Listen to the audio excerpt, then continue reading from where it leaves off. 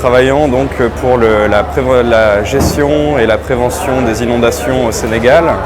Donc cette direction du ministère de l'eau et de l'assainissement, pourquoi cette présence au 9e Forum mondial de l'eau?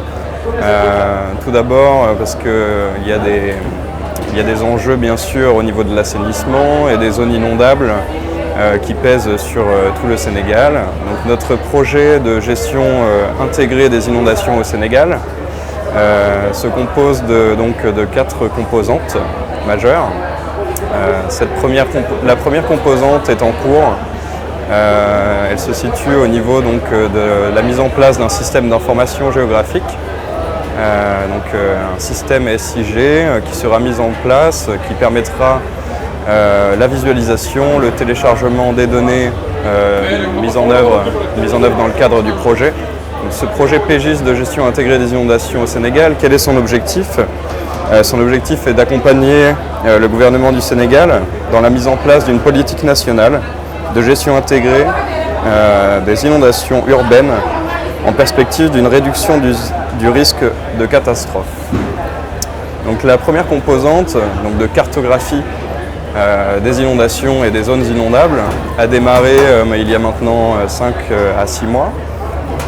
C'est un projet qui durera pendant 5 ans avec sa deuxième composante, la réduction du risque inondation, la troisième composante qui est la prévention du risque inondation et ensuite le renforcement de la gouvernance du risque inondation. La première composante en cours vise à établir la cartographie des zones inondables sur l'ensemble du Sénégal, tout d'abord à l'échelle nationale, ce qui nous a permis en fait d'isoler les localités les plus exposées sur le territoire national du Sénégal.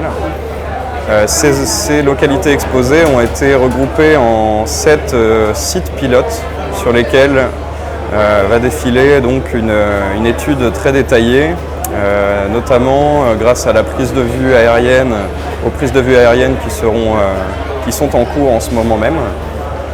Sur ces 7 zones pilotes, la première zone est donc le triangle de la presqu'île de Dakar qui au nord va jusqu'à Tivaouane et va au sud jusqu'à Joal et Fadiout. La seconde zone est la zone de Touba Diourbel. Toutes les zones ont été tracées en cohérence avec les bassins versants et l'hydrologie du terrain.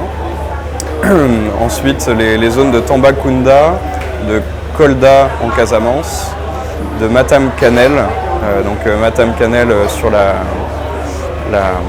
le fleuve Sénégal, et ensuite Kédougou, qui sont donc les 7 zones pilotes sur lesquelles ces prises de vue aériennes ont lieu en ce moment et serviront à la production de MNT suite à la prise de vue LIDAR. La prise de vue LIDAR avec 8 points topographiques qui seront pris sur 1 mètre carré. Et ensuite la production d'orthophotographie sur ces 10 000 km² que représentent ces 7 zones pilotes. Donc, les prises de vue sont en cours en ce moment même. Un avion qui survole les zones pilotes pour cette prise de vue.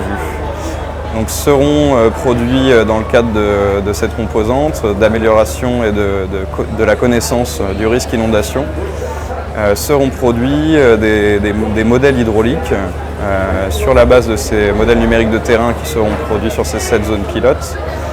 Des modèles hydrauliques très précis avec des MNT précis à environ 50 cm, ce qui permettra de conduire à une gestion de ces zones et à une connaissance des zones inondables très précises à l'échelle de la parcelle, sur lesquelles de la sensibilisation aux élus, de la sensibilisation à la population sera effectuée également dans le cadre du projet PGIS. Donc voilà, dans ce cadre-là, nous aurons bien sûr des missions de terrain et de la sensibilisation à faire dans chaque zone et chaque ville, chaque localité, ce qui permettra donc de renforcer la gouvernance et la gestion du risque inondation au Sénégal.